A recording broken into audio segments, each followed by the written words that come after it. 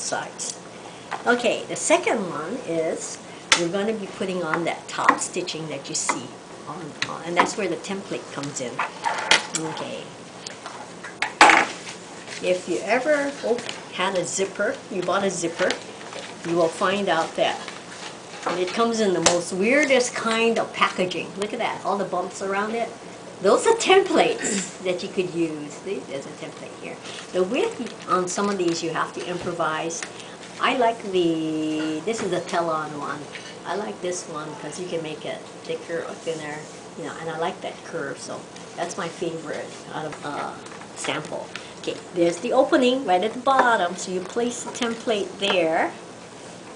Okay, so you don't have any openings below there, and then carefully mark the template on.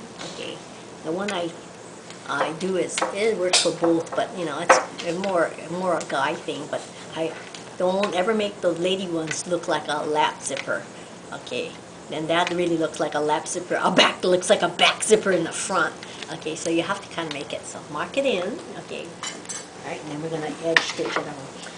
I go back and forth on these zipper feet, and it's your own preference, but I find it's a lot more stable with the full foot.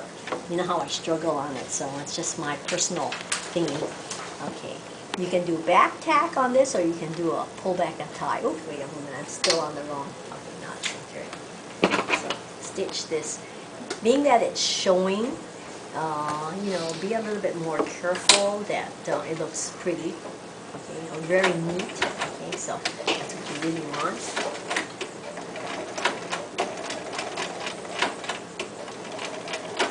And I have to tell you that if you change any of my measurements in the process, like don't put in the 1/4 inch underlap and stuff like that, that it's not, maybe you might hit the zipper or something like that. So I have to tell you that it was kind of made to work perfectly.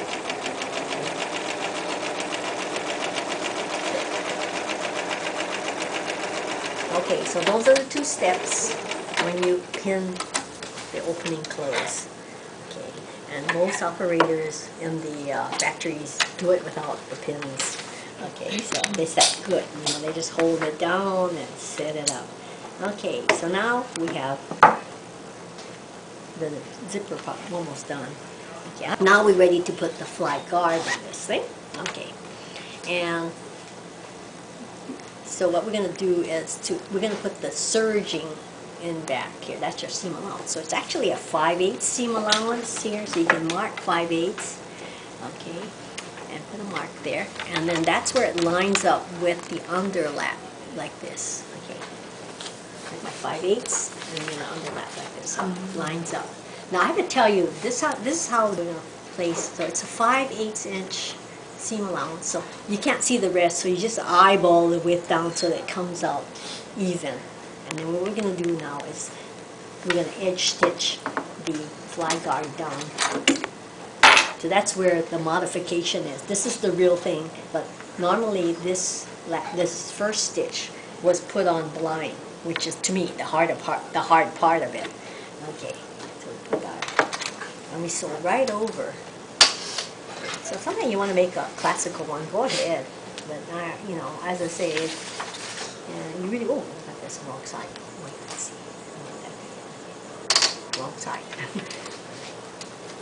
So now we're just gonna stitch right on our edge stitching to hold the fly guard down.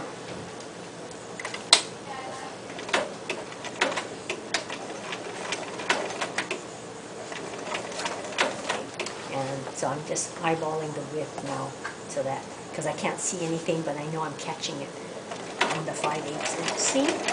So stitch right over it. I've seen some real clever ways of doing this, and other ways of doing it. Sometimes I see it looks like a flat fell seam in here, and so basically the top stitching or edge stitching was put on slightly away from it the first time. So, you know, maybe probably the designer. Okay, now be really careful because the tab is there, so go as close as you can without hitting the tab. And I'm going to be careful and not want to hit the tab in front of you guys. Okay. Yes, I've done it before. Okay. Alrighty, so now you it's kind of like you stay stitch the fly guard down. Okay.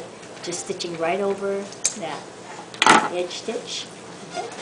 Okay, now zip it back up, and you take a peek. You lift up the side here, and you put the fly guard and the facing together and tack that down, because if you don't do that, it's going to go flat, flat, flat. This thing,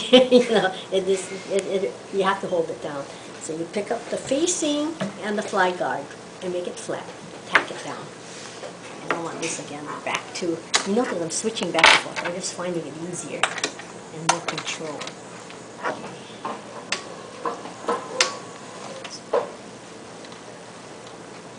If you can manage with the, one foot, that's fine.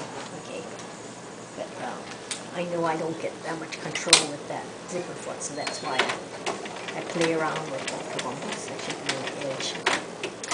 Alrighty. So now you know that at least one side of the fly guard is tacked down, and then flip it on the other side and catch the fly guard and the facing. Sometimes you gotta go on. Find it. Okay. And then put that on.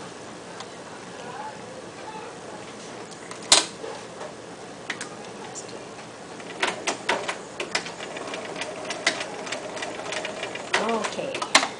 So now that fly guard will stay down there and not roll up. Okay. There we go. It's tacked down.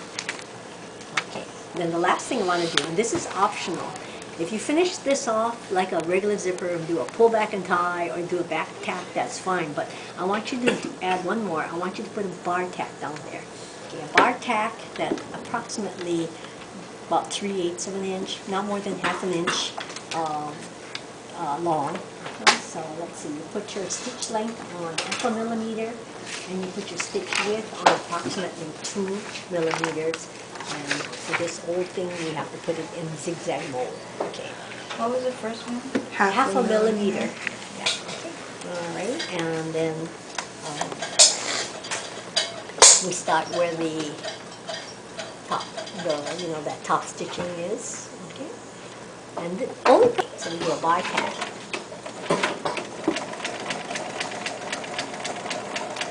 Maybe about 3/8. Okay. So we go backwards. Okay, and so now you have a bar tack at the bottom, and you're done. Okay, so here is fly zipper. Ta-da! Okay, that's it. Okay, any questions? There it goes.